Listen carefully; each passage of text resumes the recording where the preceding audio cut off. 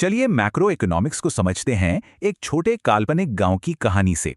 ये सवाल बहुत सिंपल है, पर यही हमारी पूरी इकोनॉमी के काम करने का तरीका बताता है। चलिए एक छोटे से गांव ऑलिवपुर चलते हैं। यहाँ लोग एक दूसरे के लिए चीजें बनाते और सर्विस देते हैं। तो ये है ऑलिवपुर की इकोनॉमी। लोग सामान और सर्विसेज बना रहे हैं और आपस में एक्सचेंज कर रहे हैं। शुरू में सब बार्टर सिस्टम से चलता था, मतलब एक चीज के बदले दूसरी चीज का सीधा लेन देन। पर बार्टर में एक बड़ी दिक्कत थी।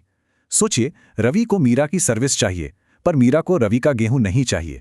तो गांव को एक बेहतर सिस्टम चाहिए था, कुछ ऐसा जिसे सब मान लें, और वो था पैसा। पैसा 3 काम करता है। लेन देन आसान बनाता है, इसे बचाकर रख सकते हैं और इससे हर चीज की कीमत पता चलती है। पहले तो सोनू की सोने वाली रसीदें चलती थीं, पर जल्द ही लोग सिर्फ रसीदों पर ही भरोसा करने लगे। तो 500 रुपए के नोट की कीमत कागज में नहीं, हम सबके भरोसे में है। 14 करोड़ लोगों का भरोसा। अब गांव को एक पुल चाहिए था, पर कोई पैसे नहीं देना चाहता था। सब सोच रहे थे कोई और दे देगा। और यही एंट्री होती है सरकार की, ऐसे काम करने के लिए जो अकेले कोई नहीं करेगा, जैसे सड़कें और पुल बनाना। पर जब सरकार का खर्चा टैक्स से आई कमाई से ज्यादा हो जाता है, तो उसे फिस्कल डेफिसिट कहते हैं। इस घाटे को पूरा करने के लिए सरकार बॉन्ड जारी करके उधार लेती है। ये बस एक तरह का लोन एग्रीमेंट है। उधर सोनू की दुकान अब गांव का बैंक बन चुकी थी। लोग अपनी बचत उसी के पास रखते थे। सोनू के पास गांव वालों के 1 लाख रुपए जमा थे, पर यह पैसा बस यूं ही पड़ा हुआ था। सोनू ने इस पैसे से लोन दिया। वो पैसा घूमकर वापस बैंक में जमा हो गया। इस तरह बैंक पैसे से पैसा बनाते हैं।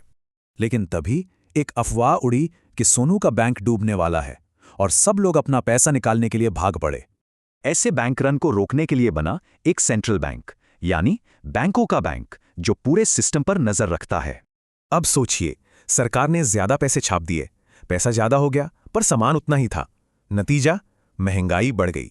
इकोनॉमी हमेशा एक जैसी नहीं चलती। कभी तेजी आती है, जिसे बूम कहते हैं, तो कभी मंदी यानी बस्ट।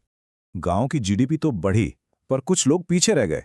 मतलब साफ है, जीडीपी से पूरी कहानी पता नहीं चलती। इसीलिए एचटीआई बेहतर है। ये सिर्फ कमाई नहीं, बल्कि सेहत और पढ़ाई लिखाई को भी देखता है। पूरी दुनिया अब जुड़ चुकी है। अमेरिका में कुछ होता है तो भारत में तेल महंगा हो सकता है। सब कुछ कनेक्टेड है। तो एक छोटे से गांव से लेकर ग्लोबल सिस्टम तक इकोनॉमी कोई मशीन नहीं, बल्कि हम इंसानों की ही कहानी है।